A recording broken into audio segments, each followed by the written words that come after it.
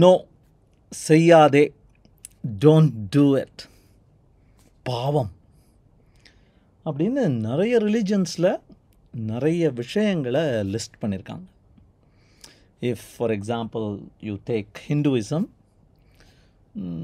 There are some 6 sins, அந்த 6 மகா பாவங்களை செய்யக்கூடாது. If you take Buddhism, there are 10. If you take Islam, I saw multiple sources. One of them said 15. And Christianity talks about 7 deadly sins. நிறைய commonality இருக்குது. இங்கே இருக்கிறதும் இங்கே இருக்கிறதுக்கும் இங்கே இருக்கிறதுக்கும் இங்கே இருக்கிறதுக்கும் காமன் நிறைய விஷயங்கள். Let's pick these 7 deadly sins in Christianity. ஒரு மாணவன் அல்லது மாணவி இந்த 7 deadly sins-ஐ எப்படி பார்க்கணும் அப்படிங்கிறதுக்கு ஒரு சுவாரஸ்யமான கவுண்டர் டேக்.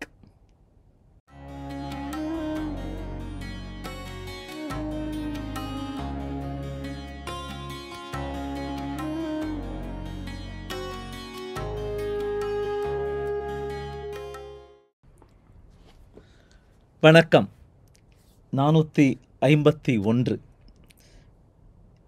பாவங்களை கல்.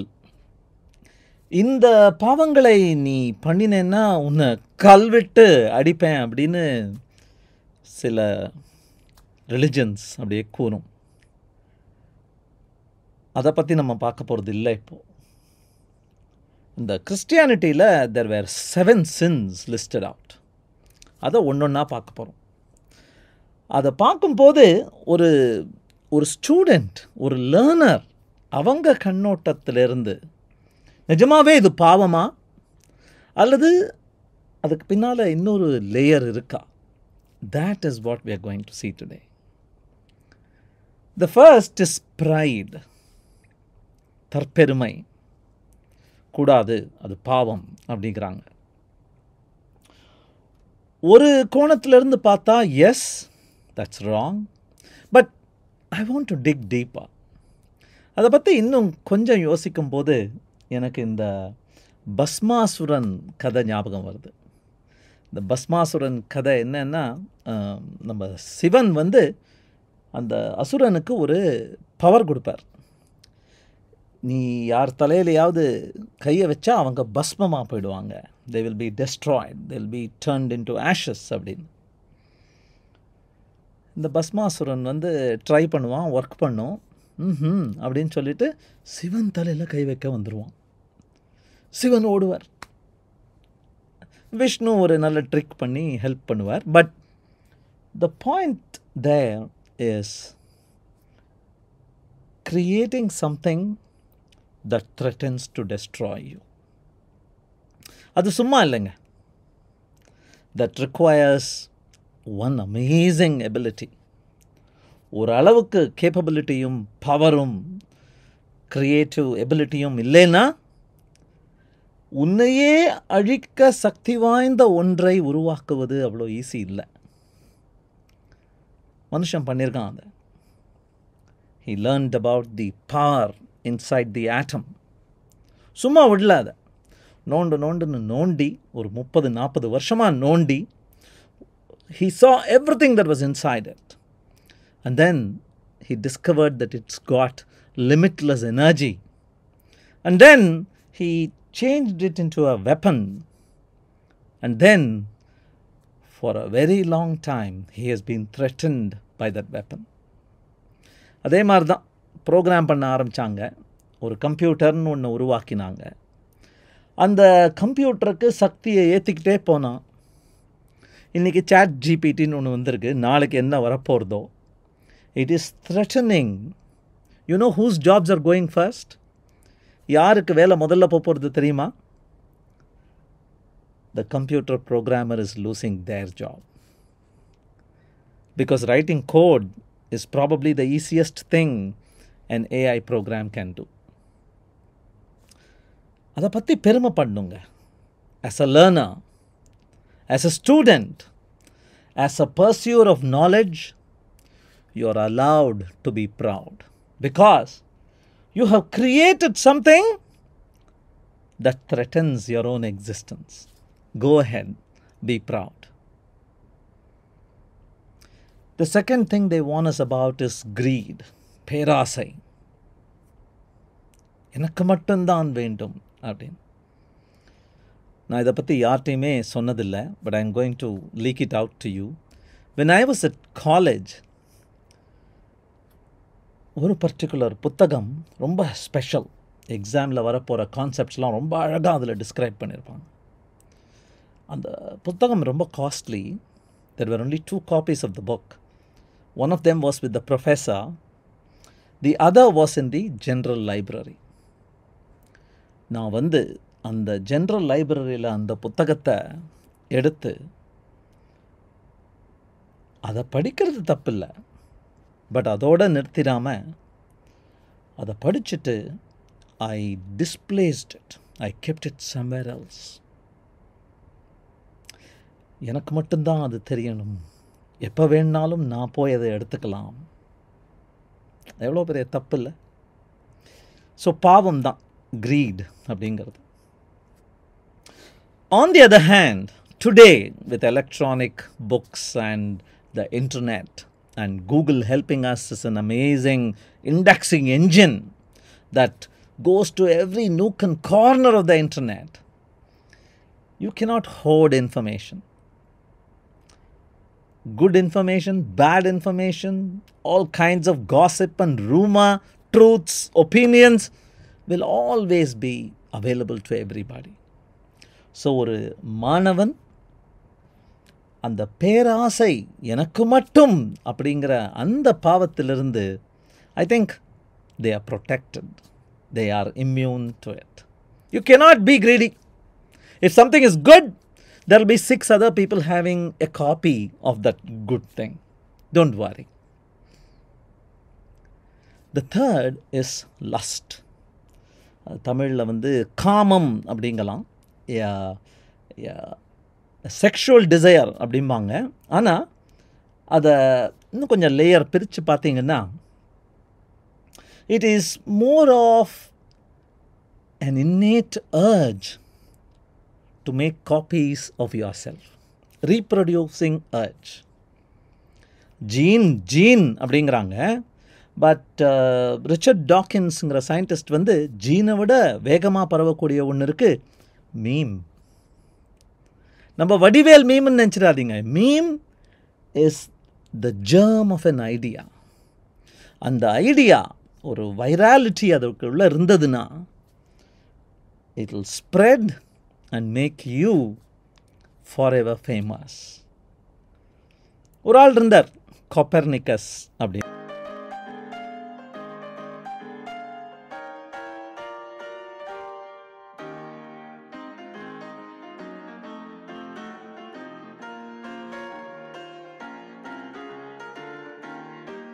So clear.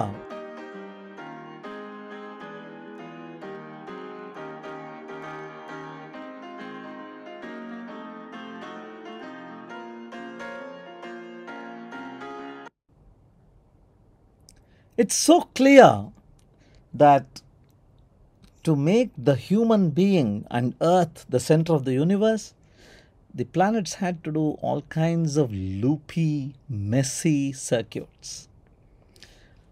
நான் சென்ட்ரலில் இல்லை அப்படிங்கிற ஒரு உண்மையை முன்னால் வச்சு, எர்த்துக்கு பதிலாக சூரியனை நடுவில் வச்சா எல்லாம் ரொம்ப அழகாக விழுந்துருது அப்படிங்கிற அந்த ரியலைசேஷனை கண்டுபிடிச்சாரே 60 years before Galileo invented and made the telescope popular. He had a meme. He said heliocentric.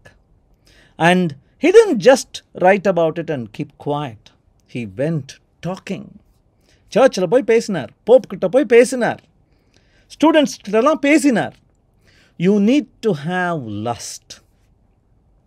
என்னுடைய ஐடியா எல்லார் மனதிலும் எல்லார் மூளையிலும் விதைக்கப்பட வேண்டும் அப்படிங்கிற அந்த லஸ்ட் கொஞ்சம் வேணுங்க. கோ பி லஸ்ட்ஃபுல். என்வி இஸ் பொறாமை. ரொம்ப அழகாக இருக்கே, ரொம்ப நல்லா பண்ணுறாங்களே, எப்படி நல்லா அப்படிங்கிற அந்த admiration becomes envy when we start comparing. எவ்வளோ அழகா என்கிட்ட அது இல்லையே, எவ்வளவு வேகமா என்னால் முடியலையே. When you start doing that, admiration becomes envy. envy கூடாதுங்கிறாங்க எல்லாரும். On the other hand, if you channelize that envy, this person is envious of that person. நீ மட்டும் எப்படி அங்கே போன? உனது வழி என்னவாக இருந்தது? யார் உனக்கு உதவினார்கள்? எப்படி அதை செய்தாய்? எது மேல் ஃபோக்கஸ் செய்தாய்? What did you sacrifice? If I start understanding and analyzing in an attempt to reach there myself, அந்த envy தப்பில்லைங்க. You can be envious. பொறாமைப்படுவது தப்பில்லை. Then comes gluttony. Gluttony is that பெருந்தீனி. ஒரு லிமிட் இல்லாமல், ஒரு சாஸ்திரம் இல்லாமல், with no rhyme or reason, with no hunger, you continue to eat. With no realization or need, with no understanding that this I am eating now is going to help me for that. அப்படிங்கிற அந்த connectivity இல்லாமல் you continue gathering stuff, stuffing it into your mouth.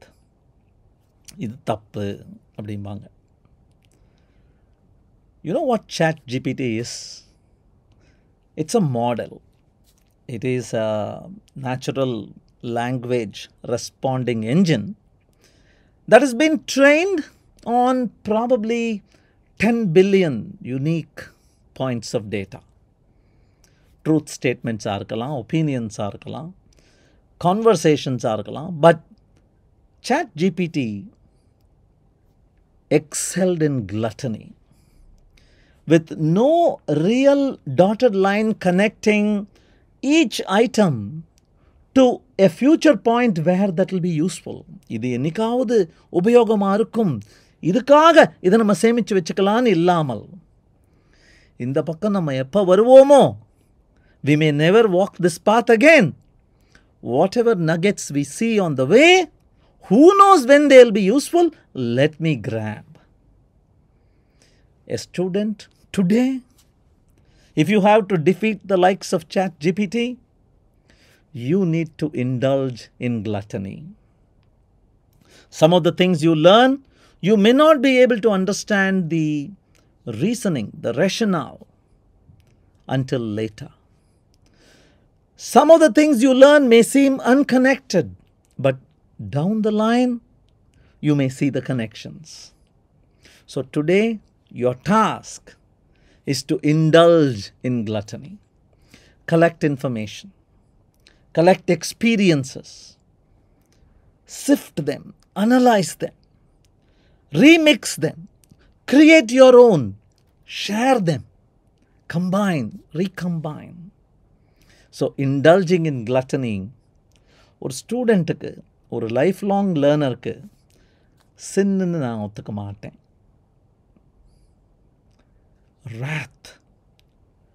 Wrath is மகா கோபம், extreme anger, uncontrollable anger. அந்த uncontrollable angerம் எப்படி அப்படின்னா, ரௌத்ரம் அப்படிம்பார் பாரதியார். ரௌத்ரம் பழகு, ஜஸ்டிஃபைடு ஆங்கர். அந்த கோபம் என்னால் சுற்றி இருக்கிற அநீதியை பார்த்து சும்மா இருக்க முடியவில்லை அப்படின்னு you bubble and explode like a volcano. The injustices around me, I cannot keep quiet. I can't stomach this. Andha Raudram. For a student, Raudram is important, particularly self-directed Raudram. You need to be angry at yourself. You need to be angry for all the submissions you do to the distractions for your time. எவ்வளவு distractions, எவ்வளவு விட்டு கொடுக்குற, எவ்வளவு surrender பண்ணுற. You should be angry. Succeeding is not in your hands, but excelling. Becoming the best is not in your hands, but giving your best is in your hands.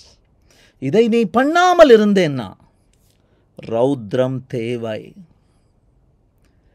சீத்தலைன்னு ஒரு ஊர் இருந்ததான். அதில் ஒரு famous writer, Tamil poet, Seethalai Sathanar அப்படின்னு. எங்கள் அப்பா ஒரு கதை சொல்லுவார்.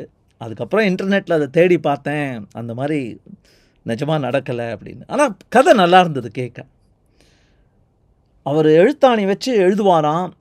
ஏதாவது ஒரு தவறோ ஒரு ஒரு ரிதம்லேயும் ரைம்லேயும் ஒரு மிஸ்டேக்கோ வந்துருச்சுன்னா தன்னைத்தானே குத்திப்பாராம். சீத்தலை அப்படின்னு ஏன் வந்ததுன்னா குத்தி குத்தி அவருக்கு செப்டிக் ஆகிடுச்சான். Seethalai Sathanar.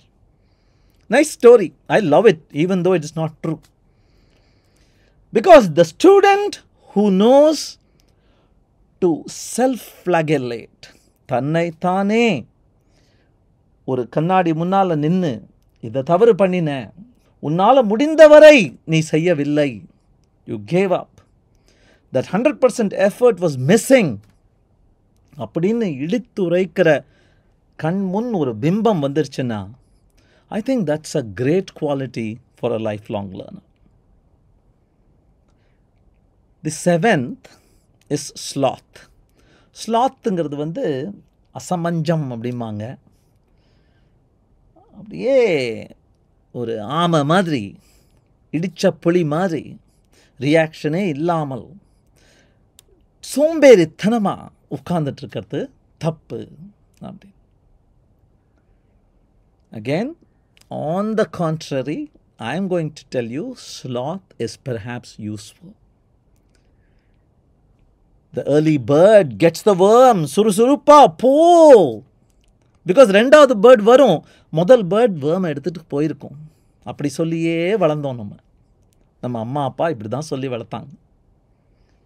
But you know what's the real game today?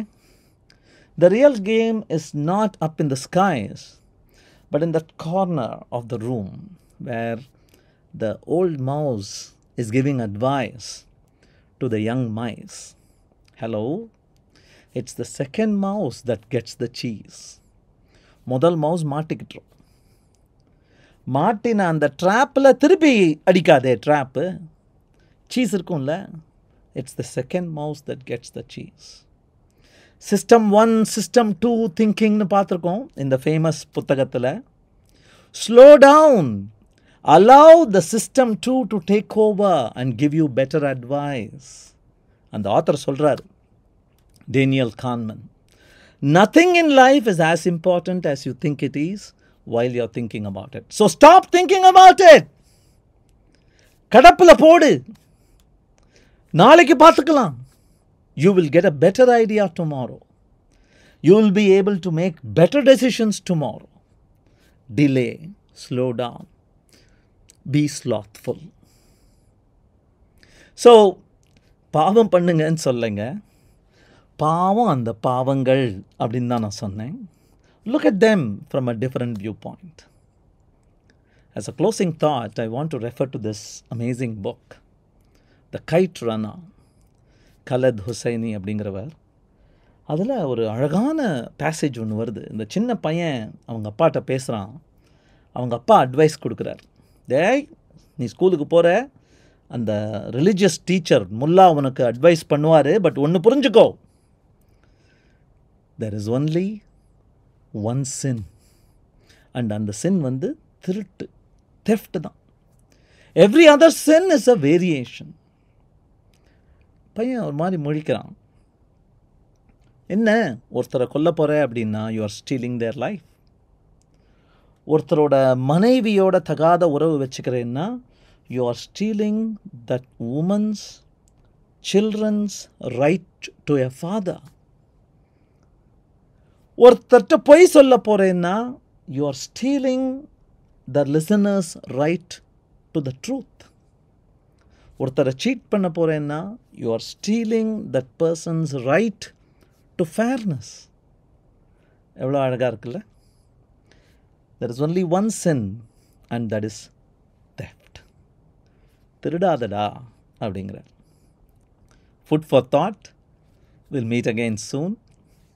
நன்றி, வணக்கம். If you like this video, இதுவும் பிடிச்சிருக்குன்னு நினைக்கிறேன். Please go ahead check these out.